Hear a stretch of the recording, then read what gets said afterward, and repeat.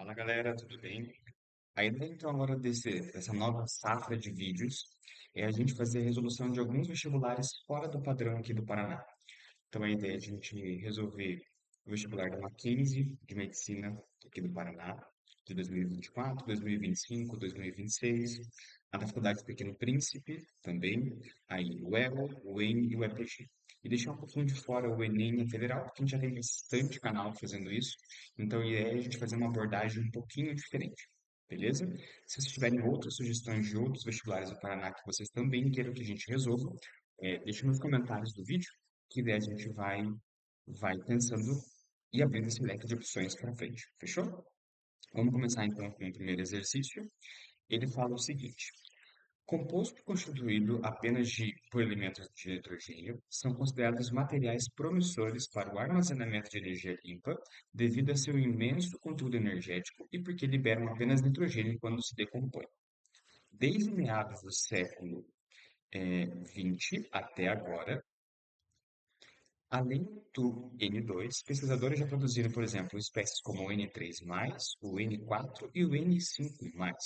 Recentemente, um grupo de pesquisadores publicou na revista Nature a síntese do hexanitrogênio, que é o N6. Assinale a opção que indica o nome do fenômeno existente entre as espécies químicas apresentadas. Então, ele traz isotopia, isotonia, alotropia, isoeletronia e esterisomeria. Vamos pensar num exercício aqui e vamos descartar o que não faz sentido. Que esse é um bom caminho para a gente resolver qualquer questão de vestibular. Isotonia, tá? São elementos que têm o mesmo número de nêutrons, tá? Qual é o problema? Com as informações que são dadas ali, a gente não consegue afirmar se eles têm ou não o mesmo número de nêutrons, porque não é dada a massa atômica para a gente. Então, para a gente calcular o número de nêutrons, vamos lembrar lá, é massa menos prótons, e a gente descobre o número de nêutrons. Então, a gente não tem como saber. Então, já dá para descartar aqui de cara a isotonia. Isotopia, deixa que depois a gente vai lá ver. Isoeletronia. Isoeletronia é o mesmo número de elétrons, certo? Tá, se a gente olhar ali, a gente vê que tem N2, N3+, N4, N5, notoriamente a gente já percebe que não é o mesmo número de elétrons. Há uma variação. Tem elemento que está com a mesma quantidade de prótons e elétrons, tem elementos ali, tem espécies de nitrogênio que estão é, ganhando, desculpa, que estão dando elétrons. Ou seja, o mesmo número de elétrons não é a resposta certa também. Estereoisomeria tem a ver com química orgânica, que são compostos de carbono. Beleza? Ok. O que sobra para a gente então? Sobra a isotopia e sobra para a gente a alotropia. O que é isotopia? São elementos químicos que têm massas diferentes, mas mesmo número de prótons. Como todos são nitrogênios ali, a gente consegue afirmar com certeza que é o mesmo número de prótons, correto? Mas como não é dada massa para a gente não tem como averiguar se as massas são iguais ou são diferentes. Pode ser que haja uma diferença nessas massas aqui. Outra questão que é importante a gente pensar aqui é que a isotopia é um elemento específico. Então, por exemplo, é só cálcio, só sódio, só oxigênio. Aqui está falando de espécies químicas. N3, ou seja, não é só um nitrogênio, são três nitrogênios juntos. Então não faz sentido ser isotopia também. O que sobra para a gente então? A resposta certa, que é a alotropia. Tá, mas o que é a alotropia? A alotropia é uma forma, ou são formas de representar o mesmo elemento químico, só que com estruturas diferentes. Vamos lembrar o exemplo mais clássico que a gente tem de alotropia, que é o do carbono. A gente tem duas formas de representar o carbono, que é o carbono grafite e o carbono diamante. Os dois são carbonos. Assim como aqui no caso, todos eles são nitrogênio, só que são estruturas químicas diferentes. Perfeito? Primeira questão resolvidinha.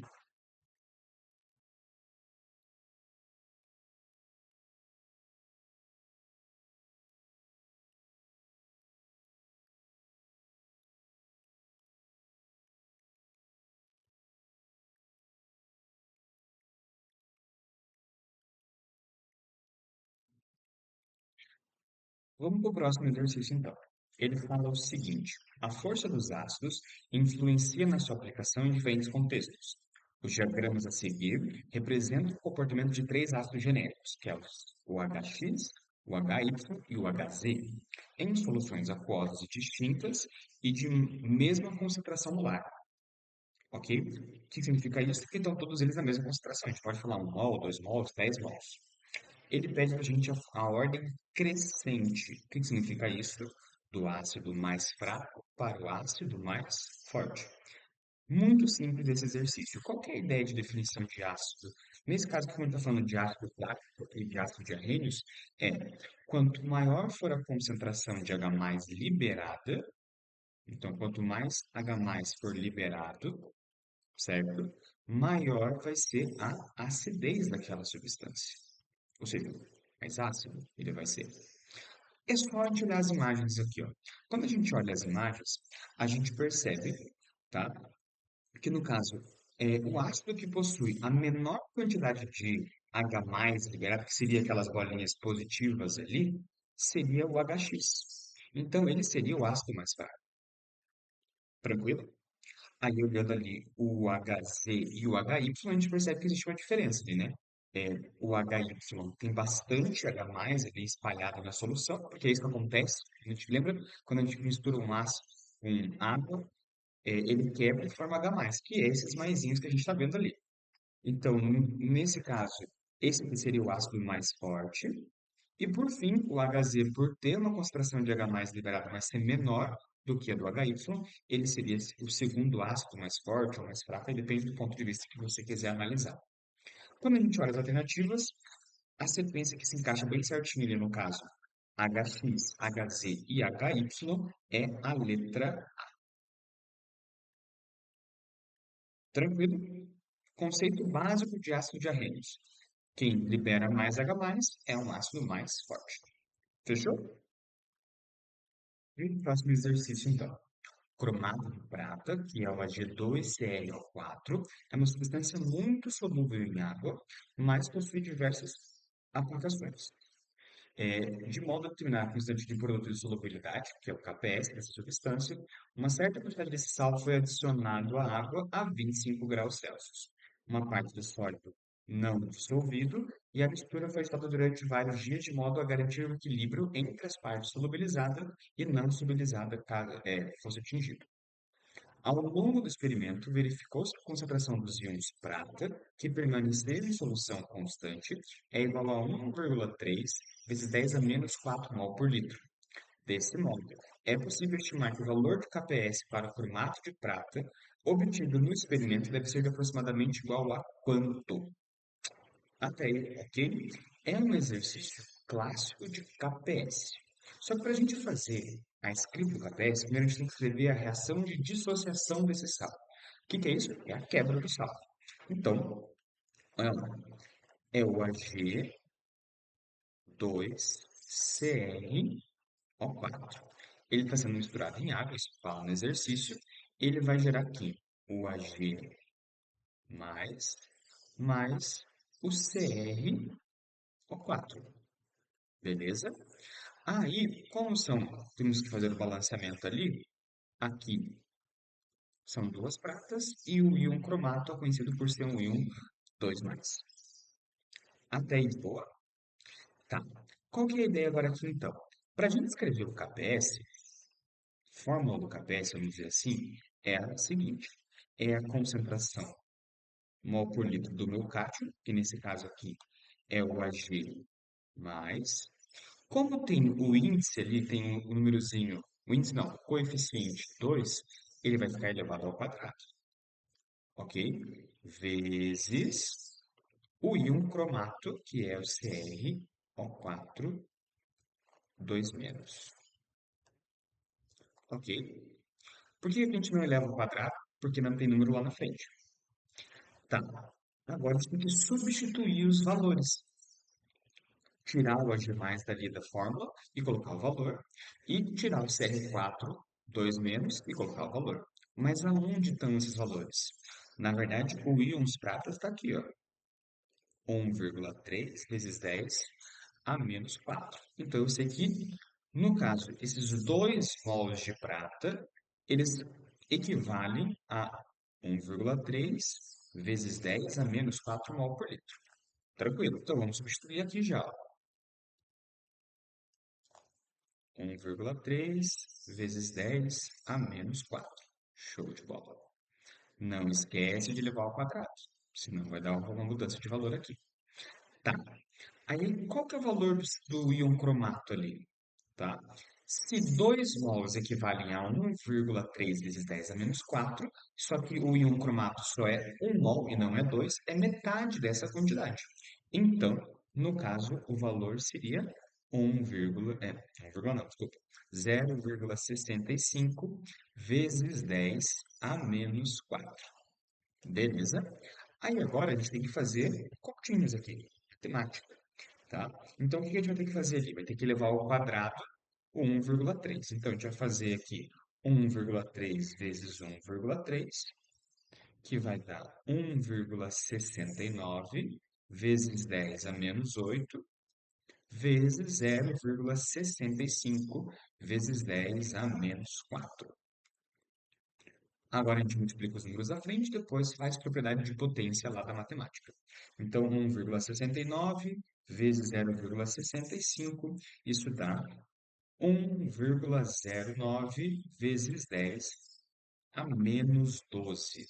Esse seria o valor do KPS. Quando a gente olha as alternativas, tá? Só tem uma opção que tem 10 a menos 12, é 1,1. Se a gente vê ele que é 1,09, a gente poderia fazer um arredondamento.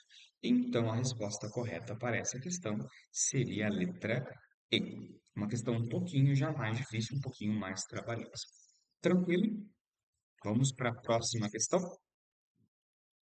Agora, uma questão que a gente até sorri quando a gente vê no vestibular, que é uma questão de reconhecimento de função orgânica. Vamos ler a questão. Cientistas brasileiros descobriram o fungo penicilino pallidans, coletados a 400 metros de profundidade no Oceano Austral da Antártida. Substância produz uma substância com a estrutura baixa que pode representar uma alternativa aos pesticidas sintéticos usados na agricultura devido à sua forte atividade antifúngica e fitotóxica.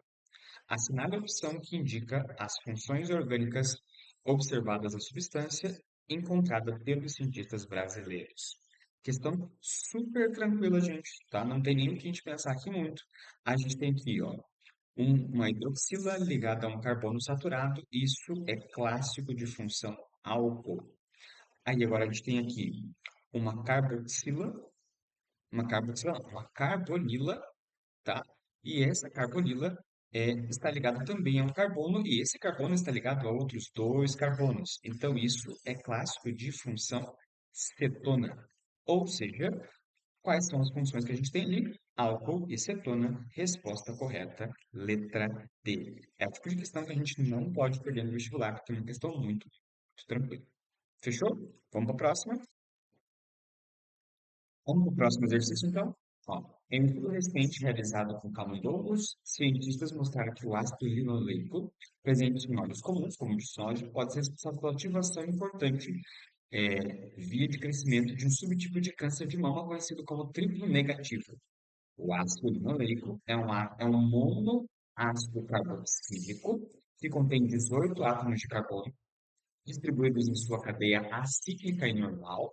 Sua estrutura possui duas acetorações em C9 e C12, ambas na conformação cis. Assinale a opção que apresenta a melhor estrutura e descreve essa opção. Tranquilo até aí, gente? A primeira coisa que a gente tem que pensar aqui é que é um ácido carboxílico de 18 carbonos. Então, aqui estão todas as informações. Ó. Ele fala que é um monoácido carboxílico que tem 18 carbonos, que tem duas saturações, seja uma dupla ligação ou uma tripla ligação, nos carbonos C12 e C9, e que tem uma conformação cis. Ok? Se a gente parar para pensar aqui, a gente vai ver alguns problemas de estruturas. Então, por exemplo, na letra C. Porque aqui a gente tem um C, CH3. Mas não é característico de ácido carboxílico, porque ácido carboxílico tem essa estrutura aqui, só vamos relembrar. C, duplo H, H. Então, o jeito mais comum de colocar um ácido carboxílico na ponta da cadeia de maneira resumida é essa aqui, que é a forma clássica. Nesse caso do exercício, ele não colocou desse jeito.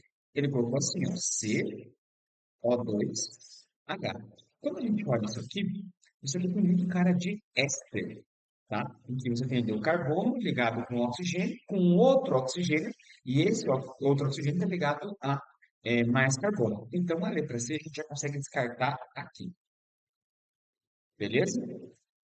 Vamos agora contar os carbonos para ver se todas elas têm 18 carbonos.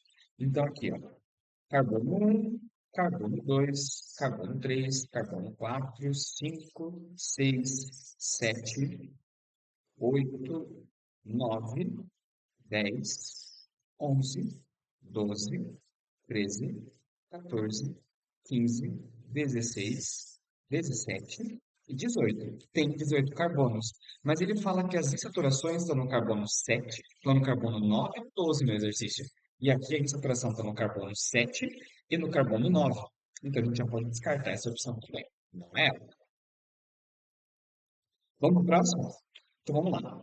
Carbono um, carbono 2, carbono 3, carbono 4, carbono 5, carbono 6, 7, 8, 9, 10, 11, 12, 13, 14, 15, 16, 17 e 18. Nesse caso, tem os 18 carbonos também, certo? Aí a gente olha ali, ó, a dupla ligação está no carbono 9 e no carbono 12, então essa é uma possível opção, tá? É, de, de resposta, ok? Vamos olhar as próximas aqui.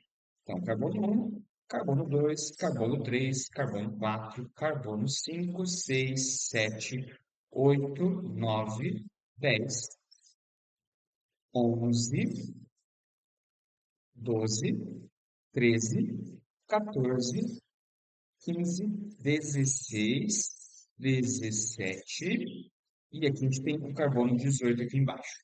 Tranquilo? Então, essa seria uma possibilidade de resposta. Seria, é um ácido carboxílico, tem 18 carbonos, a saturação está no carbono 9 e a outra está no carbono 12. Só que lá ele fala que é uma cadeia cíclica e normal, ou seja, não pode ter ramificação. E a gente tem o que aqui no carbono 4? Uma ramificação. Excluímos então a letra D também. Vamos para a última opção. Carbono um, carbono 2, carbono 3, carbono 4, carbono 5, carbono 6. A gente nem vai continuar o exercício. Muito provavelmente vai ter 18 carbonos, mas a insaturação está no carbono 6 e ela deveria estar no carbono 9. Portanto, não se encaixa na resposta. Portanto, a melhor resposta que se encaixa, ou a única que se encaixa no que é pedido no exercício, é a letra D.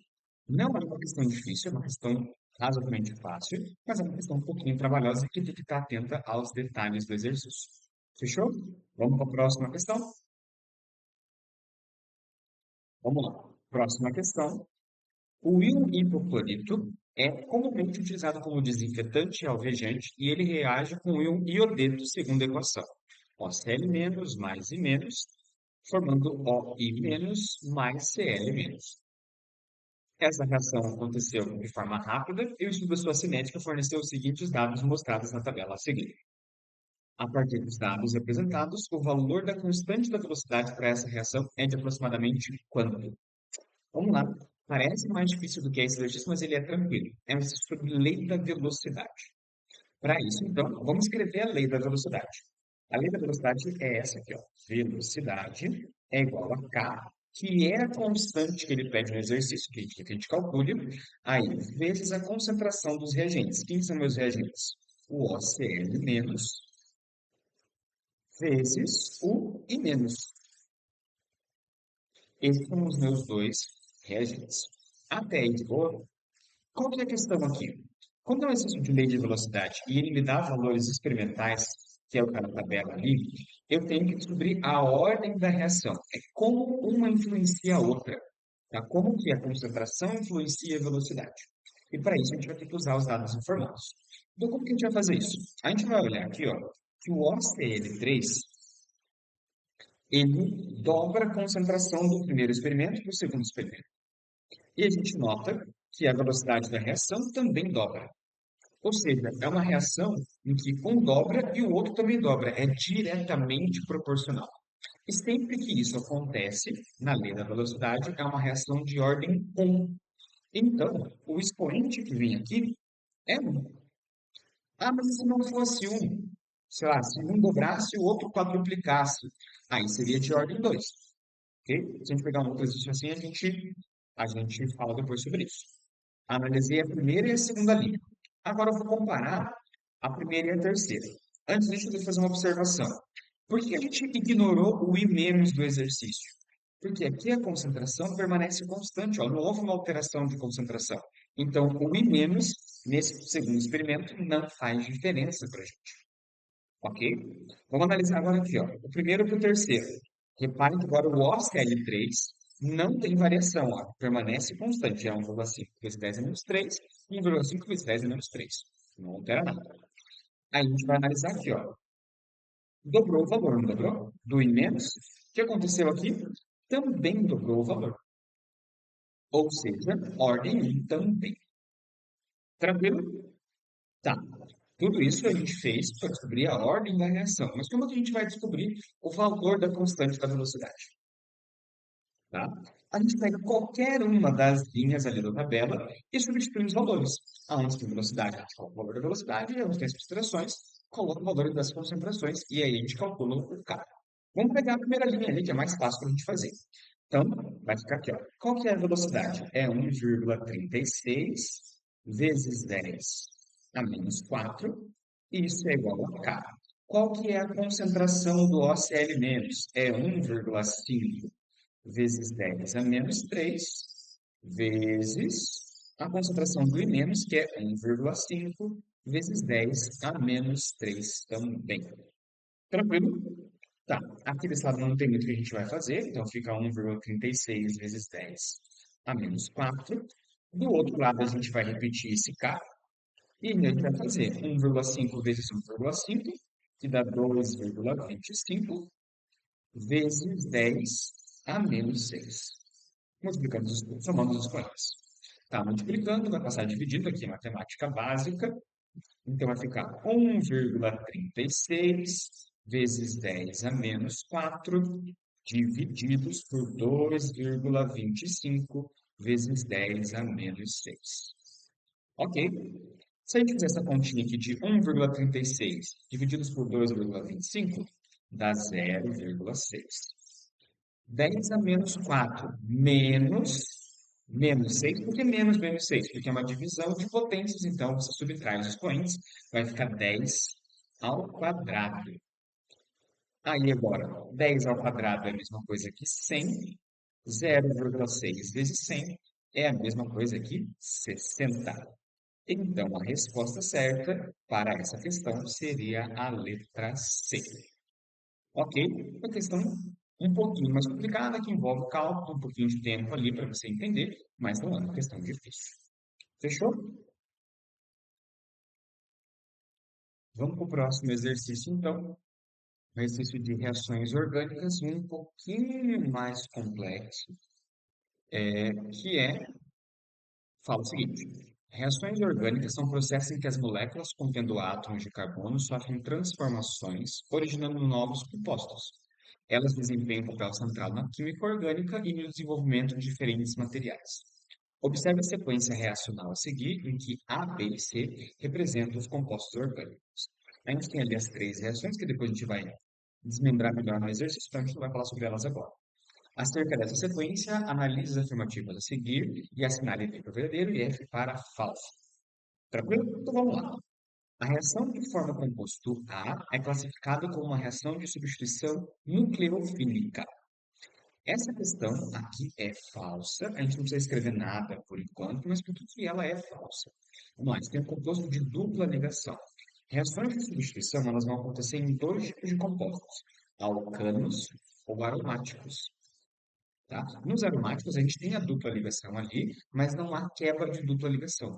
Agora, quando a gente tem alcenos, não é reação de substituição.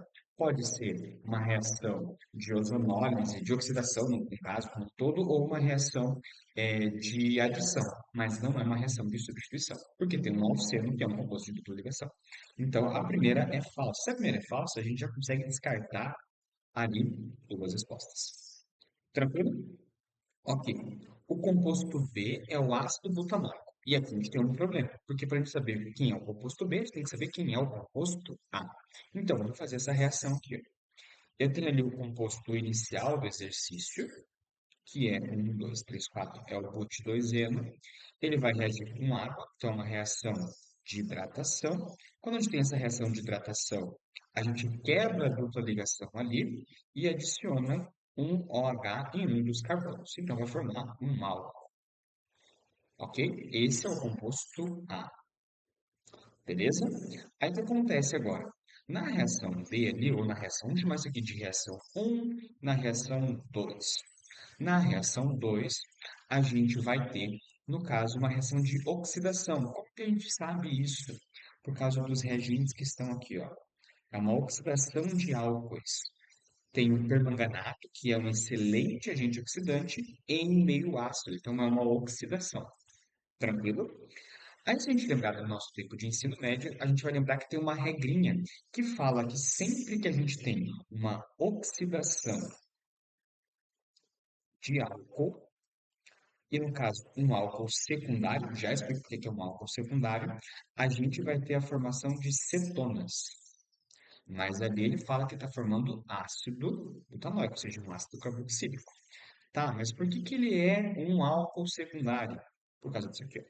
O carbono que está ligado na hidroxila, ele está ligado a dois carbonos, então ele é um álcool secundário. Em oxidações de álcools secundários, sempre vai ser formado cetonas. Então, a segunda também é falsa. Ok? Vamos então agora para o terceiro caso, que é aqui, ó. O composto C é um composto, é um álcool terciário. E aqui a gente pode fazer o seguinte, tá? A gente vai analisar este reagente que está aqui, ó. Esse reagente que está aqui, eu vou puxar ele aqui para o ladinho, a gente vai chamar ele de composto ou reagente de Grignard. E ele vai ter essa formatação aqui, ó. Um radical orgânico ligado ao magnésio e ao halogênio. Sempre que tiver esse tipo de reação, sempre que tiver esse tipo de reação, tá? Com, no caso, cetonas. Então, quando eu reagir um composto de Grignard com uma cetona, que é o que a gente tem no composto B, certo? A gente vai formar álcool terciário. Então, são aquelas regras que a gente aprende nas aulas do ensino médio regular, é, do que é formado nas sub-reações. Então, por exemplo, ali na reação 2, a gente tem que lembrar que a oxidação de um álcool secundário vai formar cetonas. Quando a gente tiver agora uma cetona reagindo com um composto de Grignard, tá?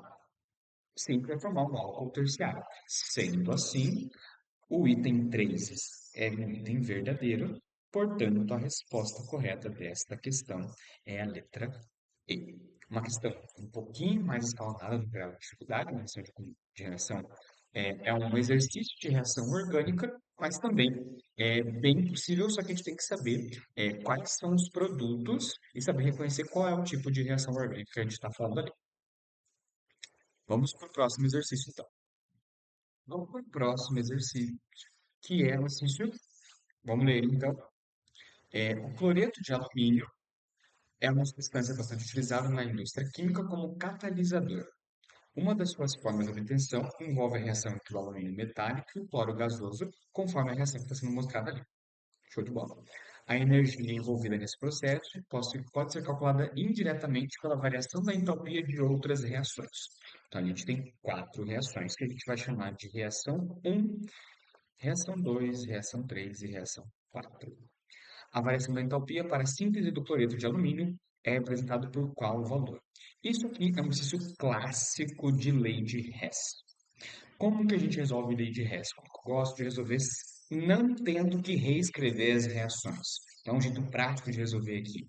Eu vou pegar quem aparece na reação principal e vou grifar nas reações secundárias. Então, aqui eu tenho o alumínio que aparece aqui e o alumínio já aparece aqui, ó, na primeira reação. Show de bola. Aí eu tenho o cloro gasoso que aparece aqui, ó, cloro gasoso. Ok? E eu tenho o cloreto de alumínio que está aqui, que aparece. E aí a gente tem que tomar um pouquinho de cuidado porque aparece dois cloretos de alumínio. Lá na reação é o sólido. Então, é este cara aqui. Ok? Aí você já se pergunta, e aquela reação que está sobrando? Ela tem um propósito, a gente vai falar dela daqui a pouco. A primeira coisa que a gente vai pensar aqui é, a gente tem que fazer ajustes nas reações secundárias para que a gente chegue na reação principal. Ok? Então, olha lá. Quando a gente olha o alumínio que está na reação principal, são dois alumínios. Na reação secundária, na reação um ali, já tem dois alumínios. Ou seja, está tudo certo, tá? Então, eu vou manter essa reação. Aí você vai falar, professor, mas eu aprendi que tem que reescrever. Não precisa, você vai perder tempo reescrevendo as reações, você pode fazer isso de maneira prática. É isso que eu estou fazendo, de maneira prática, o exercício. Ok? Vamos ver o cloro agora ali. O cloro gasoso são três cloros que tem na reação principal, mas na reação 3 tem um cloro só. Então, o que eu tenho que fazer ali na reação? Eu tenho que multiplicar essa reação por 3 para ficar três cloros gasosos.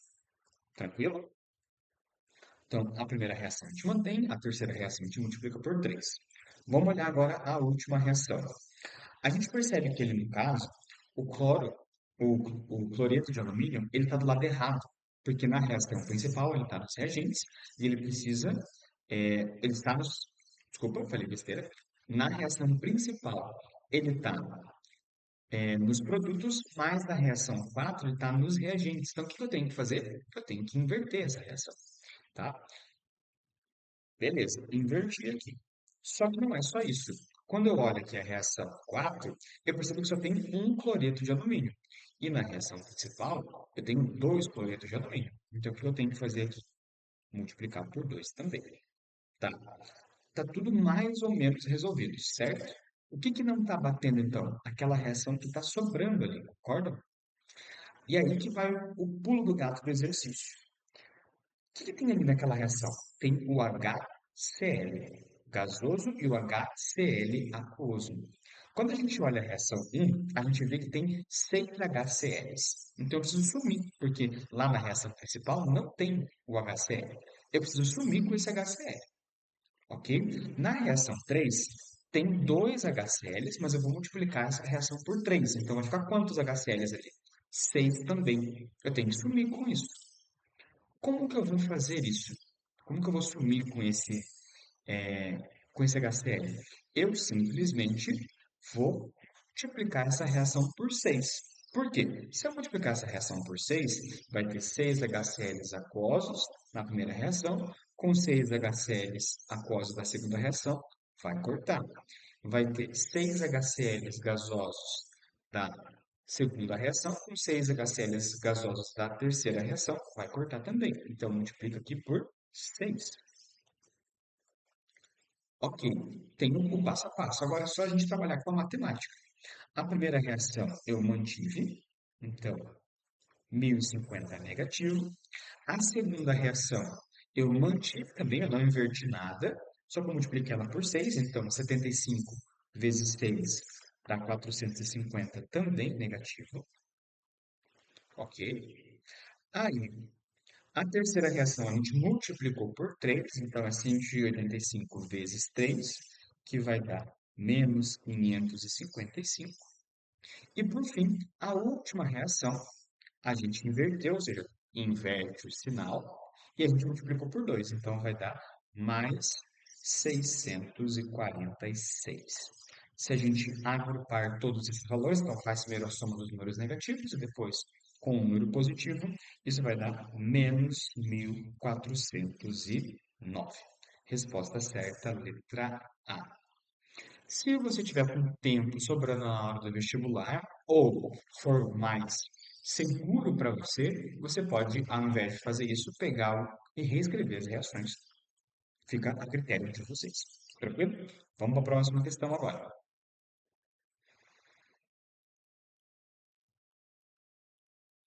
Vamos lá. Penúltima questão do vestibular. E ela fala o seguinte: as ligações iônicas estabelecem predominantemente entre os elementos dos grupos um e 2, com os quais formam cátions com cargas mais um mais 2, respectivamente, e os grupos 16 e 17, que tendem a formar cargas menos 2 e menos um, respectivamente. O raio iônico define o tamanho da espécie química resultante do ganho de perda de elétrons, distinguindo-se do seu raio atômico. Contudo, o átomo neutro do raio iônico de um cátion está baseado na sua carga nuclear, seu número de elétrons e pela quantidade de camadas eletrônicas ocupadas. A seguir, apresenta-se uma tabela de raios iônicos em angstroms dos elementos dos grupos 1, 2, 16 e 17, localizados no segundo e terceiro períodos da tabela periódica. Lembrando que o vestibular, gente, dava 15 da tabela periódica, então a gente poderia voltar lá na tabela periódica e usar a tabela periódica como ponto de referência, ok? Então, se a gente for para pensar aqui, antes de a gente analisar aqui a tabela, já vamos pensar aqui, ó, quem que está no segundo e terceiro períodos da tabela periódica das famílias 16, 17, 1 e 2. Então, no segundo e terceiro período, a gente tem lítio, sódio, do grupo 1. Do grupo 2 a gente tem berílio e magnésio. Do grupo 16, a gente tem oxigênio e enxofre. E do grupo 17, a gente tem flúor e cloro. Ok? Então, estou falando desses elementos aqui. Ok? Aí ele está dando aqui para a gente o tamanho do raio iônico dos elementos 1, 2, 3 e 4. Na tabela ali tem um valor. E depois ele fala qual que seria a substância formada pela união do elemento 4 e pelo elemento 5. Como é que a gente vai descobrir isso a partir do tamanho do raio iônico? Então a gente tem que primeiro relembrar o conceito. O que é o raio atômico? É o tamanho do átomo, ok? O raio iônico também é o tamanho do átomo, só que quando o elemento deu elétrons ou ganhou elétrons. Em resumo, é isso. O raio iônico de um elemento que deu elétrons, então quando ele dá elétrons, o raio diminui. Então vamos colocar isso aqui, que acho que é importante. O raio de um cátion diminui do seu tamanho neutro, enquanto que o raio do ânion aumenta do seu tamanho neutro. Ok? Então, se a gente parar para pensar aqui, os dois menores raios vão ser os elementos que dão mais elétrons, que são quem? Berílio e magnésio. Então, aquele elemento um e elemento 2 é o berílio e o magnésio. Por quê? Porque eles dão dois elétrons. Então, como eles dão dois elétrons, o raio deles diminui bastante. Então, a gente já sabe que o 1 e o 2 é berílio e magnésio, então não podem ser os sais que têm berílio e magnésio na sua composição. Então, a gente já pode tirar a letra C, a gente já pode tirar a letra D, e a gente já pode tirar a letra E. Isso facilita bastante a nossa linha de raciocínio. Ok? Tá. Aí agora a gente vai analisar é, no caso ali, as alternativas que sobraram. Então, sobrou o N2O e o oxigênio e o NaF. A gente tem que pensar no seguinte: Li e Na. Tá? Vamos analisar nesse caminho que eu acho que é o caminho mais fácil. O lítio e o sódio estão na mesma família. Então, eles dão a mesma quantidade de elétrons. Então, a dilatação do átomo, diminuição dela é parecida. Então, a gente vai analisar agora o seguinte: como a gente estuda a tabela periódica, propriedades periódicas, a gente lembra que o raio atômico ele cresce de cima para baixo na mesma família. O lítio vem primeiro e o Na vem depois. Ou seja, muito provavelmente o elemento 3 e o elemento 4, pela lógica, deve ser lítio ou sódio ou sódio e lítio. Tem que descobrir quem que é quem. Pela lógica, tá? O lítio ele é um pouquinho menor do que o sódio. Então o elemento 4 ali, quem é? É o sódio. Sendo o sódio o elemento 4, a gente já sabe que o único sal que sobra é o fluoreto de sódio. Mas só para a gente fechar a linha de raciocínio do exercício, como que a gente sabe que é o flúor? Tá? Pela seguinte ideia: a gente tem flúor, oxigênio, cloro e flúor. Desculpa, falei errado. Oxigênio, enxofre, flúor, cloro. Oxigênio e enxofre, eles ganham dois elétrons. Quando você ganha elétrons, o seu raio aumenta. Quando você ganha um elétron, ele aumenta um pouco. Quando você ganha dois elétrons, ele aumenta mais. Então, os dois maiores raios aqui, muito provavelmente, é do enxofre e do oxigênio. O que sobra para a gente de raio, então? Sobra o raio 4, sobra o raio 5 e o 6. Aí, pela mesma lógica, quanto mais para baixo, maior é o raio. Então, ali, o raio 5 é 1,33 e o raio 4 é 1,4. Muito provavelmente esse raio de 1,4 é o do cloro, porque ele é maior, porque ele está mais para baixo na tabela periódica. Então, a resposta se encaixa aqui, ok? Essa é a ideia. Um exercício que parece simples, mas que ele envolve vários conceitos complicadinhos aqui, tem que saber bastante de propriedades periódicas. Vamos para o último exercício, que de longe é o exercício mais complexo da, da lista. Ele fala o seguinte: em um experimento, as cubas eletrolíticas A e B, com eletrodos inertes contendo soluções aquosas distintas e de mesma concentração, foram ligadas em série e mantiveram-se com as mesmas condições durante todo o seu funcionamento. Após certo tempo em operação, foi observada a formação de 89,6 ml de gás, medido na CNTP, no ânodo da cuba. Nesse mesmo intervalo de tempo, houve a deposição de 432 miligramas do metal X no cátodo da cuba B. A partir do experimento, a partir do que foi observado no experimento, é possível prever que o metal X é qual. Então, a gente precisa descobrir, no caso, o número atômico, certo? É, do elemento para descobrir qual metal é, ok? Como que a gente vai fazer isso, então, no exercício? Então, como que a gente vai fazer isso primeiro? A gente está tratando de uma eletrólise ígnea, de uma eletrólise aquosa do, do AgNO3 e de algum metal ali com cloro, ok? Então, como que a gente vai fazer isso? A primeira coisa que a gente tem que observar ali é que a gente teve, então, um gás formado na CNTP, certo? E que houve uma deposição do metal X, ok? Tá, então na cuba A foi formado um gás e na cuba B foi formado um metal. Esse gás provavelmente deve ser ou gás oxigênio ou gás NO2 por causa do processo de redução ali. Muito provavelmente oxigênio que está sendo formado, ok? Já mostro como que a gente vai chegar nessa conclusão daqui a pouco. Tá. Então, como a gente tem, no caso, na eletrólise aquosa e a água sofre o processo de oxidação ou de redução, vai acontecer essa reação aqui, ó. Água vai formar O2, que é o gás que está sendo formado ali no exercício, mais 4H+, mais 4 elétrons. Essa reação já está balanceada. Ok? Tá. Guarda essa informação que ela vai ser usada daqui a pouquinho. Aí o que a gente vai fazer agora aqui? Ele fala de ml de gás, fala de CNTP, o que tem que vir na tua cabeça? Constante geral dos gases, PV, é igual a nRT. Vou jogar esses valores aqui então. Qual que é a pressão? Ele não fala, mas ele fala que está na CNTP, então é 1 atm.